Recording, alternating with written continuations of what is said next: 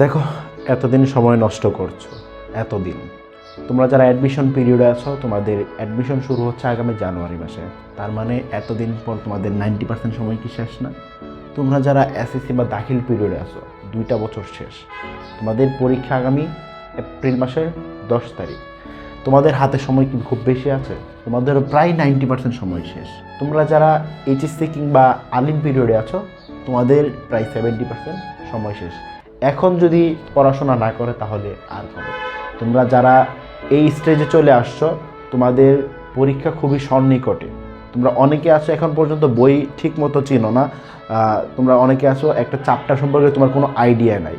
তোমরা এই মুহূর্তে যদি একটা কামব্যাক না দাও, তাহলে কামব্যাকটা তুমি কখন দিবা? তোমাদের হাতে কি খুব বেশি সময় আছে?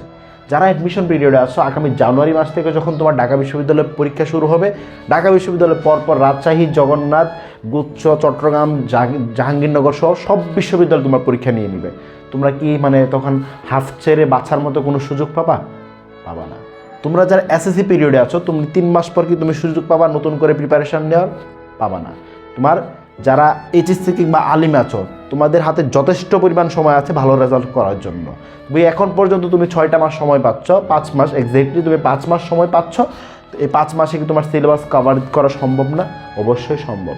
এই মুহূর্তে যদি তুমি কামব্যাক দিতে চাও, এই মুহূর্তে যদি তুমি ভালো কিছু করতে চাও, যারা অ্যাডমিশন বেঁচে আছো, যারা অ্যাডমিশন পিরিয়ডে আছো, শেষ মুহূর্তে সে রিভাইজের উপর রিভাইজ দাও। তোমরা বাংলার জন্য, ইংরেজির জন্য, সাধারণ জ্ঞানের জন্য প্রচুর পরিমাণে মডেল টেস্ট পরীক্ষা দাও, প্র্যাকটিস করো। তোমরা যারা দাখিল সেকশনে আছো, তোমাদেরকে বলবো রিভিশন দাও। এই মুহূর্তে নতুন করে পড়াশোনা শুরু করবা, সেই সময়টা তোমার হাতে নাই। তারপরে যারা একেবারেই পড়ো নাই, তোমরা শুরু করো দৈনিক 8 থেকে 10 ঘন্টা পড়াশোনা করো। যারা এইচএসসি কিংবা আলিম বেঁচে আছো, তোমরা এখন থেকে নতুন করে নিজেকে রিস্টার্ট করো। দেখো, পড়তে কারো ভালো লাগে না, আমার নিজেরও পড়তে ভালো লাগে না। আমি ফার্স্ট ক্লাস কোন স্টুডেন্ট না, লো ক্লাস কোন স্টুডেন্ট না, আমি একটা মিডল ক্লাস স্টুডেন্ট। সেই মিডল ক্লাস স্টুডেন্ট থেকে আমি আজকে এই জায়গায় দাঁড়িয়ে তোমাদেরকে লেকচার দিচ্ছি। তোমরা আমার লেকচারটা শুনছো এবং অনেকেই সেটা মানছো কি মানছো না। তোমরা যারা অ্যাডমিশন পিরিয়ডে আছো, আগামী 2 থেকে 3 মাস পর তোমার একটা আইডেন্টিটি হবে। তোমরা যারা চান্স পাবা, নিজস্ব পাবলিক ইউনিভার্সিটি কিংবা যে কোনো ইউনিভার্সিটির একটা তোমার ট্যাগ থাকবে তোমার নামের পিছনে, যেটা তোমার আগামী 4 থেকে 5 বছরের জন্য আইডেন্টিটি। তোমরা যারা দাখিল কিংবা এসএসসি সেকশনে আছো, তোমাদের আগামী 3 মাস পর পরীক্ষা হলে আগামী 6 মাস পর তোমার রেজাল্টের পর কি তুমি তোমার মা বাবারকে, তোমার গার্ডিয়ানকে সেই জিনিসটাকে উপহার দিতে পারতেছো যেটা তারা তোমার থেকে প্রত্যাশা করছে, কিংবা তোমার পিছনে 2টা বছর তারা শ্রম দিল, অর্থ ব্যয় করলো, তার পরিবর্তে কি তুমি পারছো তাদের মুখে হাসি ফোটাতে?